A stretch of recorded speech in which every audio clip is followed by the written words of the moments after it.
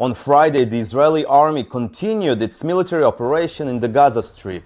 According to a statement, over the past day, the aerial, ground and naval forces struck over 100 targets belonging to Palestinian militant groups, including operational command centers and militant sites. In the north, the Israeli fighter jets continued to conduct strikes targeting the military infrastructure of the Lebanese militant group Hezbollah.